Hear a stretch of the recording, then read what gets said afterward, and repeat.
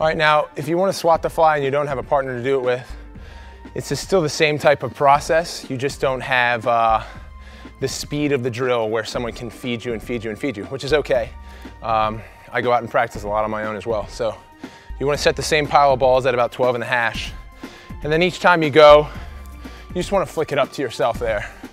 So it's just a little scoop, a flick up, then catch it and shoot. So you're just doing it. You're doing it for your partner. But essentially the reason why we want to toss the ball up versus just picking it up and taking a cradle is that, again, when you talk about your stick and the elements of a stick in the weather, is that when you can set the ball in your stick and take a nice cradle and shoot, that's when you're at your best. But when you talk about a game situation, there's really never a point in a game where you're at a 12 and a hash, you can take a nice little cradle, lock the ball in its sweet spot and shoot.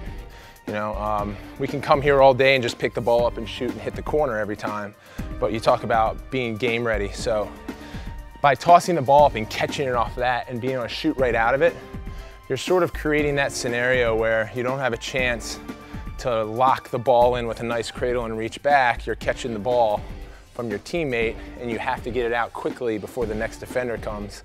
So again, you're creating that variable element where, you know, that ball's moving in your stick and you have to be able to control it. So again, just like all the other drills, there's good shots and not so good shots. And the important thing though, as you go through these drills, is that you're adjusting. So if you take a bad shot and it goes in the middle of the net or the short side, just make sure that your next shot, you adjust and can pull the ball in the direction where you want to shoot. Because that's what practicing is all about, is being able to adjust to certain scenarios. So if I do hit the middle of the net or put a ball in a spot where I wasn't aiming, the next shot, more times than not, I'd say in the 90th percentile, at least I'm able to get it to where I want to and adjust differently and correct what I did wrong.